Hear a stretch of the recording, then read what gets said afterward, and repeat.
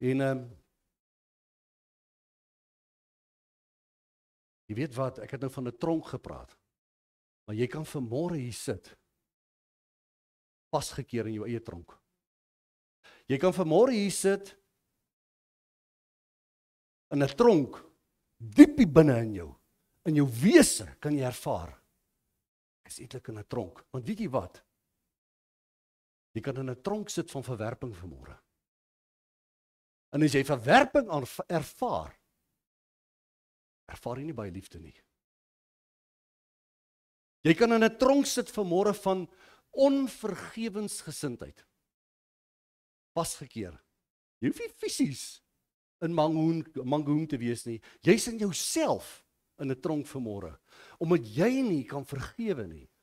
En ander jou nie kan vergewe nie. En jy ervaar nie liefde nie, as jy vasgevang in dit. In jou eie tronk.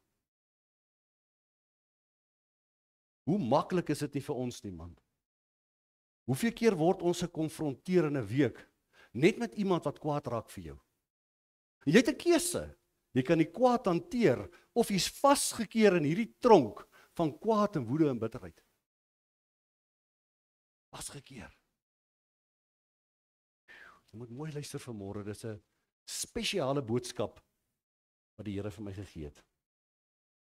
Jy sien, hier's dalk mamas wat vandag hier sit en papas wat vandag hier sit. Ek ken nie elkeen van julle se verhaal nie. Jy's dalk geskei. Die liefde het gemaak dat jy nie meer kon voortgaan nie. Jy het dit nie meer ervaar nie. Dit het so ver gegaan dat julle nie mekaar meer kon vergewe het nie. Jy's vasgevang in die tronk van jou vandag. Jy sien en wat die moeilike ding van liefde is. Jy vertrou liefde nie meer so, die woord liefde nie, vertrou jy nie meer so. Want jy weet nie of dit reg is nie. Nou vertrou jy die woord liefde nie meer. En as jy eers liefde nie kan vertrou nie, dan sukkel jy baie keer om liefde te kan aanvaar en om liefde te kan uitgee. Om jy die woord liefde nie vertrou nie. Want jy het dat iets met jou gebeur. Jy het seer gekry in die lewe.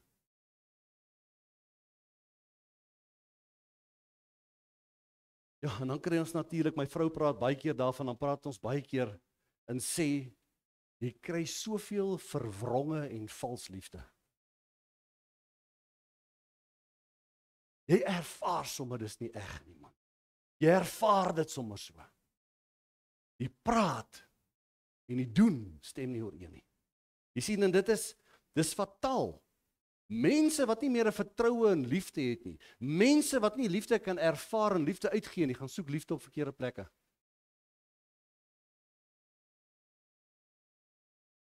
Hoeveel ouers bevind hulle vandag as alleen ouers? Wat geskei is, wat nooit getroud is met die man nie. Wat met 'n kind sit. En daardie kind is eintlik verwek uit 'n vals liefde uit. Jy sien, baie mense is in grafte vandag, omdat hulle nooit God se liefde ontdek het nie. Dis in die graf. Hulle is dood. Hulle het nooit by die punt uitgekom om God se liefde te ontvang nie. Jy sien, baie mense het 'n liefdeloosheid, want hy het opgegroei in 'n huis waar daar nie liefde was nie. En dit gaan oor van generasie na generasie na generasie. Liefdeloosheid.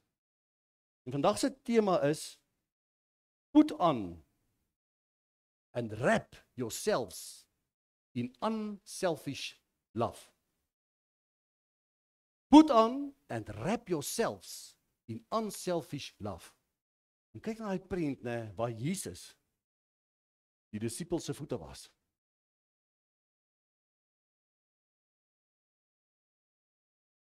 So. En ek wil net vir jou sê, die tema het 'n diep geestelike betekenis vanmôre. Diep geestelike betekenis. In die sin van, daar staan in Kolossense 3:14. Johan, dis die verkeerde een wat julle opgesit het vir my. Kan julle dalk net gou vir my daai regte een opsit? Dat hulle net gou daar die regteen opsit. Kolossense 3:14. Ek gaan so lank aan, ek gaan hom so lank lees. Kolossense 3:14 sê, luister mooi. Hy sê, en beklee julle bo dit alles met die liefde wat die band van die volmaaktheid is. Beklee julle bo alles met die liefde wat die band van die volmaaktheid is. Weet julle wat beteken dit? Daai tema, put on and wrap yourselves in unselfish love. Om jouself te beklee, dit beteken, wanneer jy Jesus aanneem, is een van die eerste oortuigings as jy vir Jesus aanneem. Een van die eerste oortuigings wat die Heilige Gees vir jou gee is, Jesus het jou lief. As jy met die aanneming van Jesus dit nie ervaar nie, dan is die keuse wat jy gemaak het om Jesus aan te neem nie baie eg gewees nie. Want is een van die eerste oortuigings wat Heilige Gees jou gee om te sê, jy moet weet, jy gee jou hart vandag vir Jesus, hy het jou lief. Hoor dit, Jesus het jou lief. Dis die eerste oortuiging.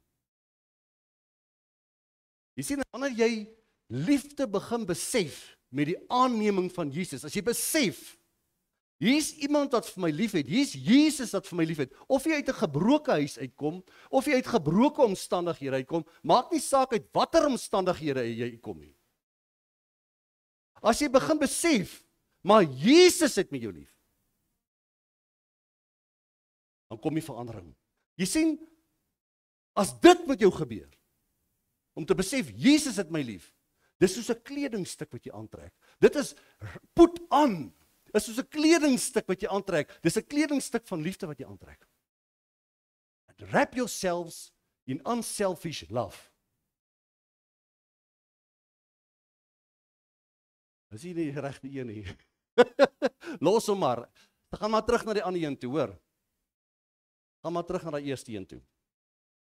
So as jy die kleed eers van liefde aan het na aanneming, dan wil ek vir jou sê, dit bedek jou. Die liefde bedek jou. Die liefde is dit wat jou toemaak. Die liefde is dit wat jou stig. As jy dit besef, jy trek die kledingstuk van liefde aan, dan besef jy eintlik, ek trek die karakter van Jesus nou aan. Dis waaroor dit gaan. Want dan kan jy die pad gaan loop. Net sien, waar is ons nou? Nou werk my dingetjie nie.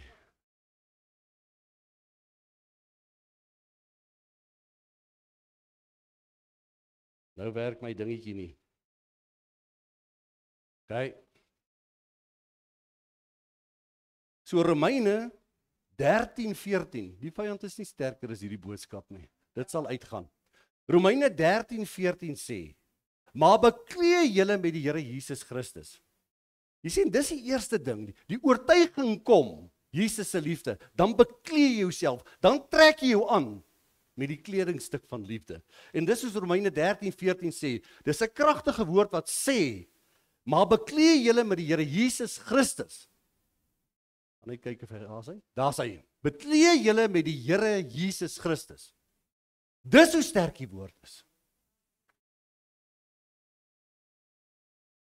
Hierdie tema vanmôre van beklee julle, put on and wrap, unselfish love. Wat beteken unselfish love? Dis agape liefde. Dis 'n liefde, mense, jy kry hom diep in jou innerlike. Hier's jou belly. Hier werk die Heilige Gees, diep hier binne. As jy Jesus gesmaak het, dan kry jy hom vanuit jou binneste. Dis die lewende water wat uit jou uitvloei. Dis daai unselfish love. Want weet julle hoekom is dit daai agape liefde? Dit gaan nie meer oor jouself nie. Jy sien, dis 'n liefde wat nie op voordeel gerig is vir jouself nie. Dis 'n liefde wat uit jou uitkom vir Jesus en vir ander. Dis die liefde. Jy sien, dis nie voorwaardelik nie. Ek wil jou lief hê op terme nie. Nee, ek het jou lief. Ek het die een wat langs jou sit, die een wat agter jou sit. Ek het 'n liefde vir hom. Wat kan ek vir hom doen? Wat kan ek beteken vir hom? Jy sien, dis selfopofferend. Dit is geduldig, dis vol genade. Hoeveel genade het ek en jy al in ons lewe ontvang? Het iemand al genade ontvang nie? Elkeen van ons wat hier sit. That's love. Dis genade, dis liefde. Nou luister mooi na hierdie gedeelte wat die Here vir my oopbreek hierso. En dit kom uit Salomo uit vanmôre. Ek wil hê jy moet mooi lees. Salomo, hy skryf 'n hele boek Hooglied. Skryf en dit gaan daaroor oor die liefde tussen bruid en bruidegom. En hy vertel vir ons, hy gee uiteensetting. Hy sê, so moet die liefde wees. Ek weet nie wie van julle het al gelees in Hooglied nie, die heel laaste hoofstuk. Hooglied 8, 6 tot 7. Dit staan daar. En dit maak nou eintlik half skrikkerig as jy dit lees. Daar staan, liefde is so sterk soos die dood. Liefdesdrif so magtig soos die doderyk. Dit brand soos 'n vuurvlam wat alles verteer. Dan staan daar, 'n stroom water kan die liefde nie blus nie. Riviere kan dit nie wegspoel nie. Selfs al wil iemand liefde koop met alles wat hy besit, sal hy net uitgelag word. Weet jy of jy dit al raak gelees het nie, maar dis 'n sterk verklaring wat Salomo maak oor die liefde. Ja, dit was vir my 'n openbaring gewees om die liefde te vergelyk met die dood. Kinders van die Here verstaan ons die dood nie, waar nie. Kinders wat nie van die Here is, die verstaan nie die dood nie. Hulle is bang vir die dood. Ek en jy wat kinders van die Here is, ons is nie bang vir die dood nie. Want ons weet waarheen ons gaan. Ons weet wat ons eindpad gaan wees. Ons is nie bang vir die dood nie. Jy sien, ons weet ons die dood is onafwendbaar en oorweldigend. Elkeen van ons wat hier sit, gaan doodgaan. Jy het klaar gesterwe in Christus. Maar jy gaan 'n ewige dood ingaan. Elkeen wat hier sit. Hier is nie een wat die dood gaan ontkom nie. Gaan op 'n dag en 'n uur gaan dit gebeur. Het jy al daaraan gedink? Amen? Behalwe met die wegraping. Maar op 'n dag en op 'n datum voor die wegraping gaan jy nie meer hier sit nie. En ek nie meer hier sit nie. En Salomo sê, so is ware liefde. Hy vergelyk dit met die dood. Hy sê, liefde oorwin jou soos die dood. Jy kan dit nie weerstaan of wegvlug nie. Hy sê, die dood vat alles. As jy tot sterwe kom, jy gaan nie eens met jou wes kan saamvat nie, man, wat jy aan het nie. Niks. Gaan niks kan saamvat nie. Hy sê, net so is die liefde alles. Nou is julle baie stil, want die dag toe jy getroud is, toe jy mos 'n verklaring gemaak om te sê, ek is nou in 'n verbond met my vrou, ons is mos nou een. Maar daai eerste maand se py, het jy besef, my py is nie meer my py nie. Dit behoort nie meer aan my nie. Ek moet nou share. Bietjie moeilik, né? Eerste maand as jy dit agterkom. Hy sê, ware liefde gee alles op. Dit hou niks terug nie, net soos die dood alles eis. Dis ware liefde. As jy werklik lief is, as jy 'n keuse gemaak het, dat ek neem Jesus aan, moet jy besef, hierdie prys, ek is besig om te bou, en ek moes die koste bereken het voor ek gaan bou. It's not cheap. Nou wil ek jou vat na 'n kosbare gedeelte toe. 2 Korintiërs 5, 14 en 15. Want die liefde van Christus dring ons. Stop net eers daar. Mense, as jy Jesus aangeneem het, is daar 'n innerlike krag van die Heilige Gees wat in jou werk. En daai innerlike krag dring jou. Wie van julle toe julle Jesus aangeneem het, wou die wêreld verander? Ek wil dit nou nog verander. Maar jy het net buite jou raamwerk beweeg, man. Want dis die innerlike krag van die Heilige Gees wat in jou werk, wat jou dring. So die liefde van Christus dring ons. En eintlik is hierdie gedeelte, as jy nou hierdie vers gaan lees, ons gaan nou aan met hom net daar. Dis dui eintlik op die kruisdood van Jesus. Sy liefde was vir ons so sterk geweest dat hy sy lewe gegee het vir elkeen van ons. En laat my nou so terugdink, dit kom net nou by my op. Toe ek 'n jong kannetjies was. Ek het nou eendag vir julle gesê, ons was rof geweest toe ons seentjies was. Ons het in bendes behoort. Ja, jy het 'n bende gehad, jy het ketty geskiet en sulke dinge. Dis nie sulke lelike bendes soos in die tronk nie. Dit was mooi bendes geweest. Ons het ook bendes gehad op skool. En jy het ook, Michael het nou eerder gepraat van bloedbroers. Jy het ook met jou maatjies gesê, ons is bloedbroers.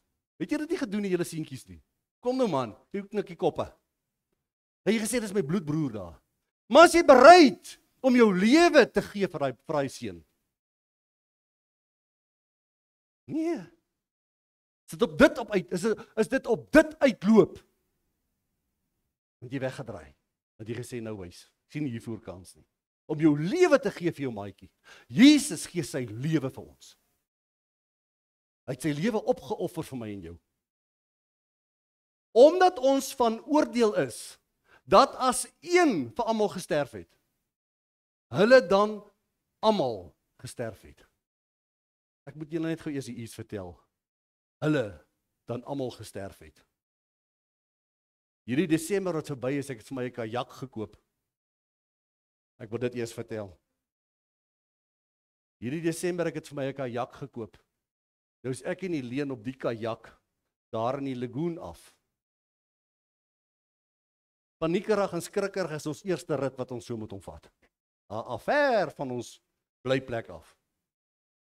En daar staan 'n tannie langs die oewer so in 'n dubbelverdieping, mooi grand huis. En sy beduie en sy skree vir ons, dat ons nie daar mag blykbaar ry nie, met die kajak nie. En sy skree vir my, sy sê, het hulle nie vir jou gesê, mag jy daar ry nie, van ver af, ek hoor net die hulle, en ek skree vir haar terug, wie is hulle? En sy sê blykbaar die hulle is iemand, toe ons nou daar weggetrek het, en daar is nie hulle gewees wat vir ons kon gesê het nie, ons het nie eens 'n bord gesien nie. En toe ek hier voorberei, en daar staan hulle, dan almal gesterf het, toe vra ek vir myself, wie is hulle? En die hulle is julle. Jy sien, almal wat nou in Christus is, wat 'n wedergebore van God, kind van God is, jy's deel van die hulle. Almal gesterf het, hulle dan almal gesterf het. As jy Jesus aangeneem het, het jy gesterf van jou eie ek, mense. Dis die hulle. Dit gaan nie meer oor jou nie. Dit gaan nie meer oor my nie. Dis die hulle. En was my so treffend gewees dat ek reeds hierdie stukkie moet kry, en dan, want ons start mekaar in die huis, wie is hulle, vra ons? En die Here reeds my hierdie stukkie gee van hulle. Jy sien, jy het saam met Jesus gesterf die dag toe jy hom aangeneem het. Jy is veronderstel om saam met hom te sterf. Al daai vleeslike goeders moet nog tot niet gaan. En dit vat 'n tyd. Dit gebeur nie oornag nie. Vat 'n tyd. Jy sien, jy het gesterf van jou ou lewe. Almal van ons het 'n ou lewe gehad wat hier sit. Ons moet dit nooit vergeet nie, ons het 'n ou lewe gehad. En dit wat jy nog oorhou van jou ou lewe, op jou pad, op jou heiligmakingspad, moet dit tot sterwe kom. Elke stukkie. Ons behoort nou aan hom. En dan gaan die versgedeelte aan. En hy het vir almal gesterwe sodat die wat lewe, julle, sodat die wat lewe nie meer vir hulle self moet lewe nie, maar vir hom wat vir hulle gesterf het en opgewek is. Dit gaan daaroor. Jy sien, ek en jy, wat hier sit vandag, as dit net tot ons kan deurdring, ons kyk die hele tyd vas aan ons verlede. Baie keer kom ons nie los van ons verlede af nie. Ons besef nie ons is 'n nuwe mens in Christus nie. Ons besef nie, hy het ons verander nie. Ons kyk die hele tyd terug na die goedjies wat ons aangevang het. Jy sien die ou mens as die ou mens, as die ou François die heeltyd ter sprake gaan kom, dan kan die Heilige Gees nie liefde vervaardig in jou nie. Ek sê die Heilige Gees produseer die liefde in jou. As jy die hele tyd in die ou Fransman, die ou mens gaan vaskyk, kan die Heilige Gees nie daai liefde produseer in jou wat moet werk nie. Hy wil produseer in jou, hy wil hê liefde moet werk in jou. You see, God is looking at your potential, not your past. Hy sien dit wat jy kan bereik. Hy sien dit wat nog kan gebeur in jou lewe. Hy sien nie jou past meer raak nie. Nou, ons het in die Upper Room 'n fantastiese Pinkstertydperk gehad. Is jammer julle wat besoek vandag hier, kon dit nie bywoon nie, maar dit was fantasties in die sin gewees dat die Heilige Gees het gewerk in hierdie gemeente. Hier was mense gewees wat met die uitstorting van die Heilige Gees wat hulle tale ontvang het. Wat in tale kom praat. So het hy gewerk hier. Jy sien, hy het ons net kom vul met sy Gees en oorlopend het hy sy strome van liefde oor ons uitgestort in hierdie gemeente. Nou staan daar in 1 Korintiërs 12:31. Nou 1 Korintiërs 12 gaan oor die gawes. Al die gawes waaroor ons, wat daar is vir ons en wat na ons toe kan kom. 1 Korintiërs 12. Die heel laaste vers gaan lees ek, en dit was vir my regtig mind-blowing gewees. Die heel laaste vers, daar staan: But earnestly desire and zealously cultivate the greatest and best gifts and graces, the higher gifts and the choicest graces, and yet I will show you a still more excellent way, one that is better by far, and the highest of them all, and it is love. En dis in 1 Korintiërs 12, waar hy net praat van die gawes. En hy sê daar, hy sê in die laaste vers, die liefde. Hy sê, dis die belangrikste van alles. En dan gaan ons na 1 Korintiërs 13:1-3 toe, en dit is my hoofteksverse vanmôre. En ons word begroet met dit, en kyk wat is die opskrif van dit, in die Engels en in Afrikaans, die uitnemendheid van die liefde, the excellence of love. En luister wat staan daar, daar staan, al sou ek die tale van mense en engele spreek, en ek het nie die liefde nie, dan het ek 'n klinkende metaal of 'n lydende simbal geword. In Engels is dit so mooi, daar het ek het geskryf, noisy gong, or a clanging cymbal, just an annoying distraction.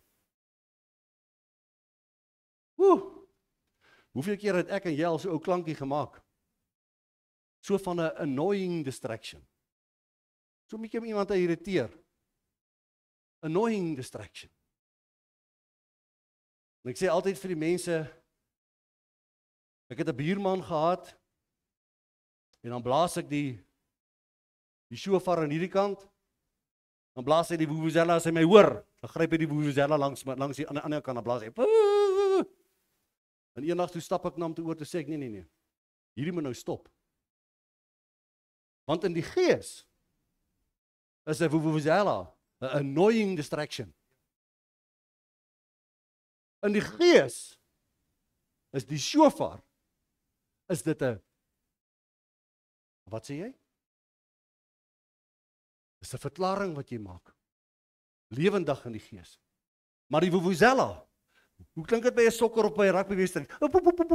Heeltyd. It's an annoying distraction.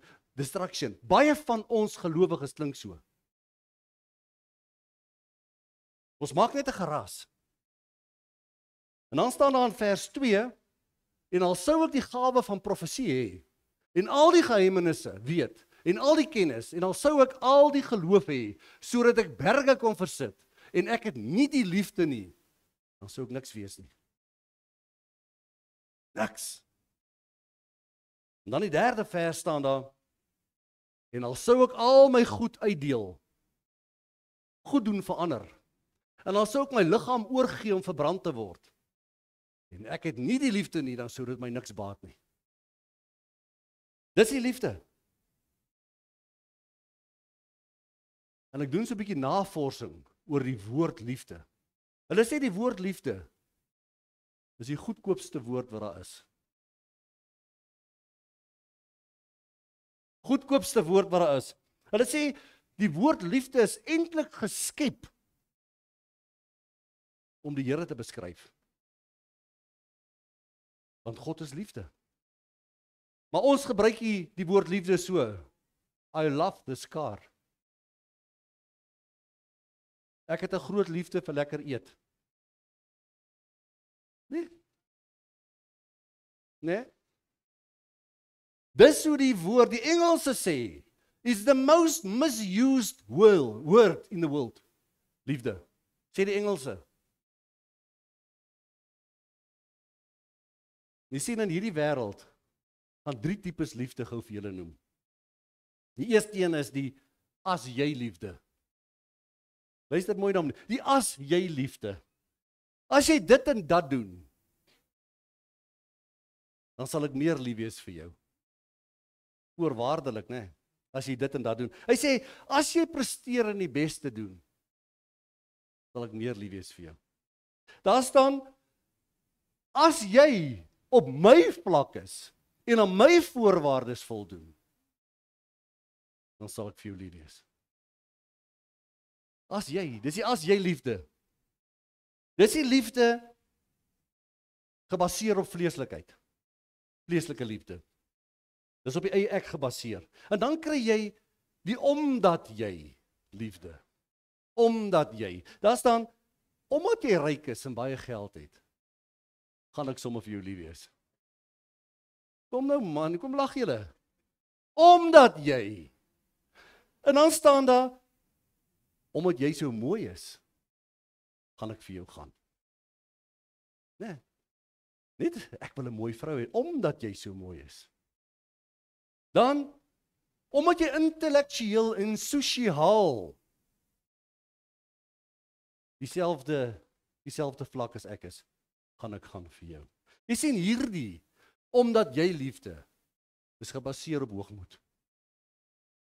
Jy self sit daar wat hoogmoed aan betref. En dan sê Spreuke 8:13 sê, ek haat hoogmoed en hoogvaardigheid, 'n verkeerde lewe en slinkse woorde. Dis die omdat jy liefde. Omdat jy liefde. Die derde liefde wat ons kry is die ten spyte van liefde. Ekskuus, hierdie enetjie. Hy is heel die mekaar, maar ons hou hom daar. Ek gaan hom net vir jou sê. Die ten spyte liefde. Ten spyte liefde. Daar staan, ten spyte van jou verlede. Is jy vir my aanvaarbaar, dan sal ek vir jou lief wees. Ten spyte van al jou foute. Ten spyte van al jou foute. Aanvaar ek jou soos jy is. Ten spyte van wie ek is. Aanvaar ek jou soos jy is. Gaan nie meer oor my nie. Gaan oor ons. Ten spyte. Jy sien, hierdie is die agape liefde. Die ten spyte liefde is die agape liefde. Dis die innerlike liefde waarvan Hoogmoed 5:5 praat. En hierdie toekomsverwagting sal ons nie teleurstel nie, want ons weet hoe lief God ons het. Hy het sy liefde mos in ons harte uitgestort deur die Heilige Gees. Dis die ten spyte liefde. Dis die liefde wat jy moet ervaar toe jy Jesus aangeneem het. Die Romeine 5:5 liefde wat die Heilige Gees op jou uitstort.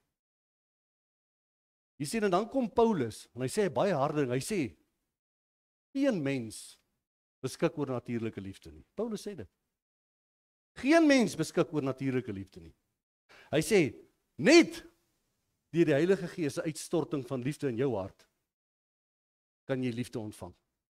Weet julle hoeveel mense is op hierdie aarde wat vasgevang is? Die Heilige Gees het nog nooit God se liefde in hulle hart uitgestort nie. Dis vals liefde, dis verwronge liefde, dis nie ware liefde nie. Want net deur die Heilige Gees kan liefde uitgestort word in jou. Dis waarvan Paulus praat. Paulus sê geen mens beskik oor natuurlike liefde nie.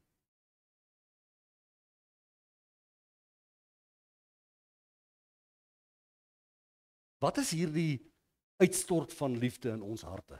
Wat beteken dit? Weet julle dat dis 'n bonatuurlike liefde. It's a supernatural love. Dis 'n liefde wat jou innerlik laat oorloop. Ek het gesê hier in jou belly. Jy ervaar dit hier. Dis daai liefde. Dis 'n liefde wat voel jy's gevlat. Jy's overflow met liefde. Dis 'n goddelike liefde. Dis 'n liefde wat jou ander laat raak sien deur God se oë. Jy sien, jy kyk deur God se oë. Dis daai liefde wat maak dat jy ander een raak sien. Jy sien, dis 'n genade liefde. Dis 'n Jesus liefde. Dan hierdie enetjie, don't tell me you love me, show me you love me. Moenie net vir my dit sê nie, show me. En onthou net, daai show beteken nie dit nie. Jy moet vir elkeen gaan show. 'n Vreemde een. Daai liefde is om respek te toon. Daai liefde is om te luister. Daai liefde is om te gee. Daai liefde is 'n liefde wat by daai deur uitgestraal word, jy wat vandag hier gekom het. Dis 'n liefde om empatie te hê. Dis 'n liefde van 'n aanvaarding. Show me you love me. Hierdie is my so mooiste gedeelte in Matteus 22. In die een vertaling sê, een van hulle was 'n fariseer. En dan staan daar 'n deskundige van die wet. Julle het hy mooi gehoor, fariseërs. Hulle is deskundiges van die wet. Die man, dis 'n status, dis 'n titel man. 'n Fariseer, 'n deskundige van die wet. En hy probeer vir Jesus vastrek. Hy vra, leermeester, wat is die belangrikste opdrag in die wet van Moses? En Jesus is in die gees. Hy som hierdie ding net so op. Want hy's in die gees. Hy's van die Vader. En hy sê in Matteus 22:37 tot 39 sê hy. Jesus se antwoord was, jy moet die Here jou God lief hê met jou hele hart, met jou hele siel, met jou hele verstand. Dis die eerste en die belangrikste opdrag. En dan sê hy, die tweede ewe belangrike opdrag is, jy moet jou naaste lief hê soos jouself. Wie is kwaad vir iemand nou? Wie kan onthou, ek sien so lekker met iemand nie. Los dit by jou. Jy sien, en dan staan daar in 1 Johannes 4:8 staan daar, God is liefde. Iemand wat nie lief het nie, weet niks van God nie. Om God te beleef, dit is liefde. God is liefde omdat hy liefde doen. Hy doen liefde. Met wie van julle gaan dit net sleg? Ag kom, ja, steek op jou hand. As dit net sleg gaan met jou, dan steek jy nou jou hand op. Dis nie een nie.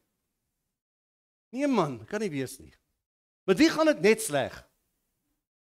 So met niemand nie. Hoekom? Want hy het sy liefde al reeds vir jou bewys. Hy doen liefde. Hy bewys sy liefde vir ewig vir jou. Dis wie God is. En hierdie mooi een in Micha 7:18. Hy wys vir sy mense dat hy hulle lief het, dat hy vir hulle lief is. Hy wys, God wys. Hoe wys ek en jy? Ons het liefde. Jy moet dit kan wys.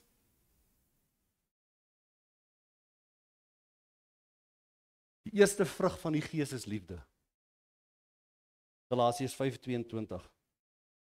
En ware liefde is 'n bonatuurlike resultaat van die Heilige Gees wat in jou werk. Mense, elke ding in die lewe is 'n vrug. Jy moet jou vrug kan wys. Jy moet die vrug van bekering kan wys. Jy moet die vrug van wedergeboorte kan wys. Jy moet die vrug van liefde kan wys. It's a fruit. En liefde in Grieks is mos die agape liefde waarvan ons praat. En dit sê mos is 'n onselfsugtige, opofferende liefde wat kies om ander bo jouself te stel. As jy in Christus is, gaan dit nie meer oor jou nie. Gaan oor iemand anders daar. Dit is baie naby aan afsluit. Maar luister gou hier.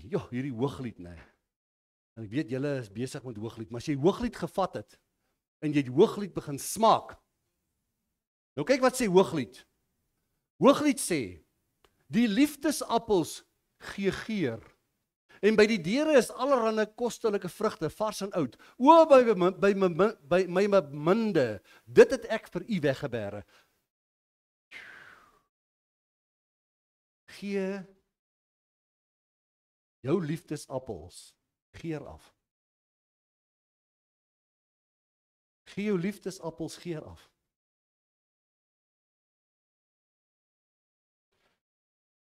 Onthou die Here se teenwoordigheid. As hy teenwoordig is in 'n gemeente, soos hier. Dis liefde wat hom nader trek om teenwoordig te wees. As hier almal hier gesit het net met 'n bitterheid en 'n hier's 'n gees gewees wat sou hier teenwoordig gewees het? Nee. Liefde maak dit God teenwoordig is. Jy sien, in die gemeente trek die liefdesappels, die geur wat julle gaan uitgee, trek God nader. En nog 'n kosbare vers wat die Here vir my gegee het is, sê julle almal, julle wat hier sit vanmôre, julle is die bruid van Christus. Wie sê ek is nie bruid nie? Wie sê ek is bruid? Ons bitte julle maak so.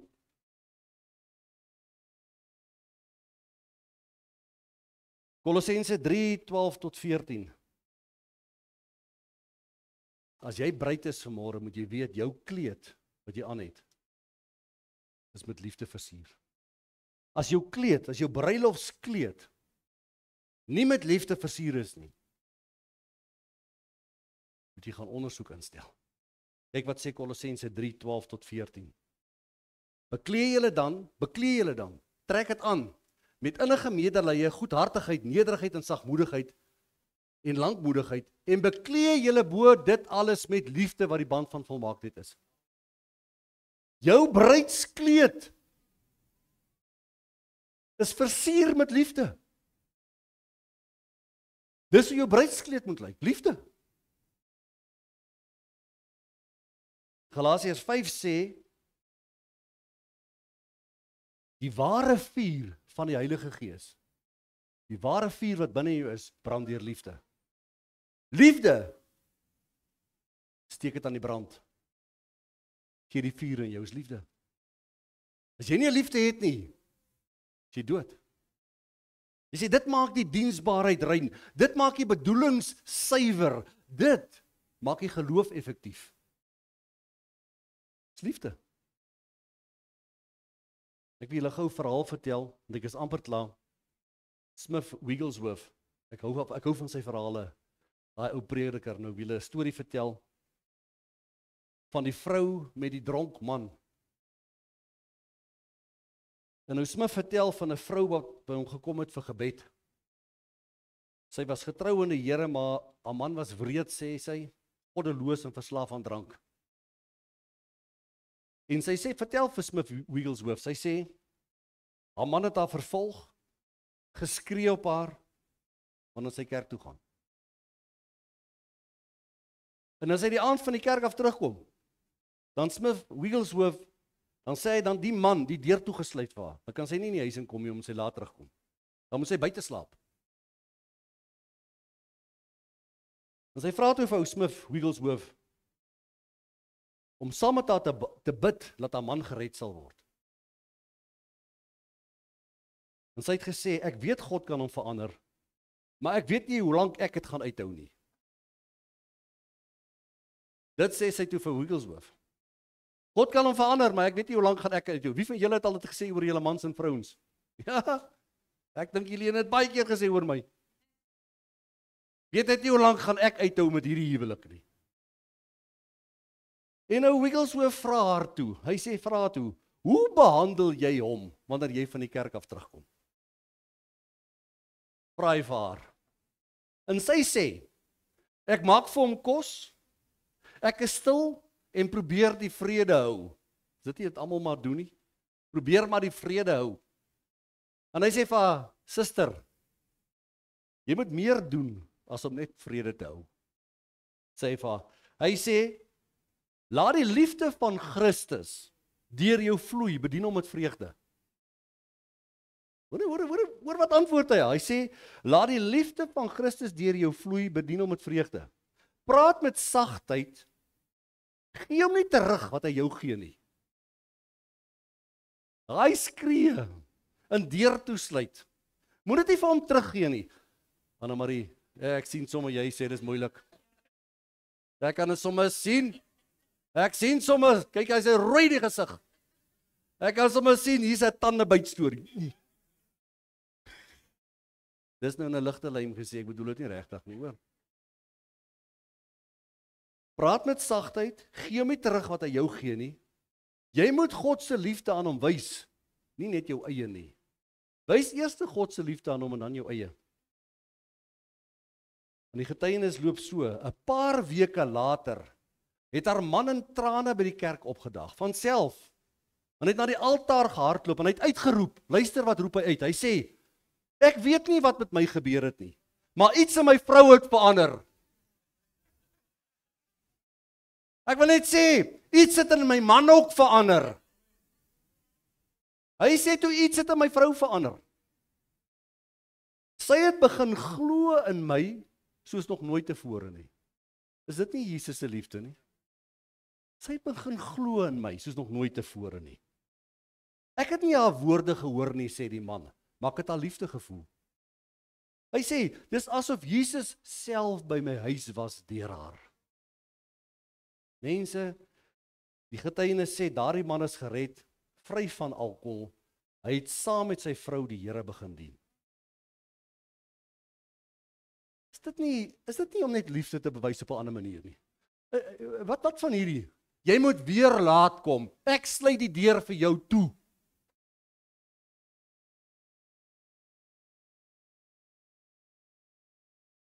Ek ken polismanne wat laat by die huis gekom het, en my vrou kan daarvan getuig. Dan is die deur toegesluit, daai vrou het die deur gesluit, dan slaap baie ou in die garage of op die maatjie voor die deur. So. Was so gewees. Ek wil aansluit by Helene, het gister so 'n pragtige stuk met die vrouens gedeel. En dis die stuk in Lukas 7:36 tot 50, dit het gegaan oor daai sondige vrou. Hierdie vrouens wat hier was, sal dit onthou. En hierdie sondige vrou, sy het Jesus se voete gesoen, sy het haar trane het op sy voete gedrup, en sy het met haar hare sy voete afgevee, en sy het sy voete gesalf, met salfolie. En Simon die Fariseer, wie se huis dit was, hy begin toe vir Jesus te oordeel, hy sê, hoe kan jy toelaat, dat 'n sondige vrou jou soen en salf? Weet jy nie waar kom hierdie vrou vandaan nie? Sy sondig, in die dorp staan sy bekend as die sondige vrou. En Jesus antwoord vir Simon, julle moet hierdie een lees, gaan jou tot 'n ander insig bring. Ek sê vir jou, haar sondes, en dit is baie, is vergewe omdat sy baie liefde aan my bewys het. Maar iemand vir wie min sondes vergewe is, betoon maar min liefde.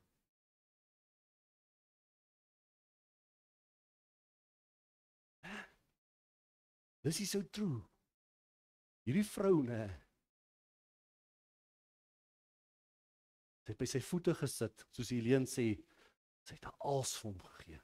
Hy het haar baie sondes vergewe, omdat sy haar als vir hom gegee het. Maar iemand vir wie min sondes vergewe is, betoon maar min liefde. Sjoe, mense. Don't tell me you love me, show me you love me, mense. Show me, al gaan nie net vandag uit met dit. Show somebody you loves them. Wys vir iemand, jy gee om.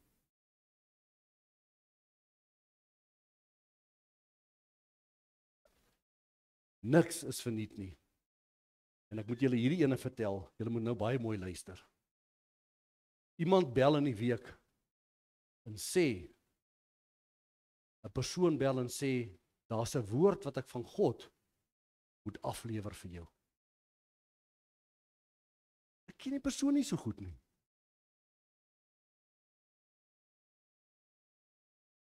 Sê, kom gerus, kom sê vir my, wat is die woord wat die Here vir jou sê om vir my te kom aflewer. Nou kom ek gou vir jou sê, die vyand is baie slie. Hy kom eers dan sê hy, haha, hier kom dit nou. Hier kom 'n woord vir jou. Ek bid daai aand, ek sê, Here, ek moet daardie woord ontvang. Ek weet wat is daardie woord, wat gaan aan. Jy vra jou maar self af, wat sal dit wees? Wat kan ek te wagte wees? Wat is hierdie woord? Persoon kom sien my, afspraak gemaak, sit daar, kom sien my, en al wat hierdie persoon vir my sê is, François, die Here het jou lief, hy het al jou sondes vergewe. Ek sê, ja, wow. Maar nou, loop hierdie persoon, hy gaan weer terug, nou sit ek nog steeds met dit, Here, wat bedoel jy, al my sondes is vergewe en niet my lief? En dan gaan sit in my binnekamer met hierdie woord om te vra, jy stuur hierdie persoon na my toe. Hy kom lewer net dit af. Dis kragtig wat afgelewer is. Wat hou dit vir my in? En hier vrek ek die hele ding van wat ek wil gee.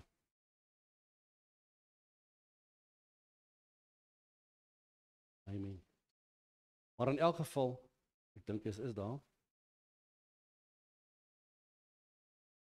En die Here vat my na 'n skrif toe, 1 Timoteus 1:18. Toe ek in my binnekamer sit, hy sê, hy praat met Timoteus daar, hy sê, Timoteus my kind, hiermee gee ek my opdrag aan jou, gegrond op die profetiese woorde wat voorheen oor jou uitgespreek is.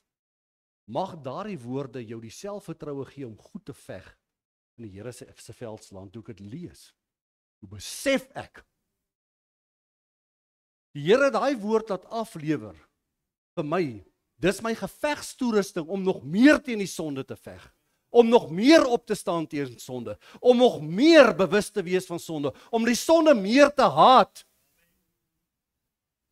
Gee die Here my daai skrif oor die woord wat oor my afgelewer is. Mag daardie woorde jou die selfvertroue gee om goed te veg in die Here se veldslag. En ek besef net dit, elke dag is daar aanslae in ons lewe.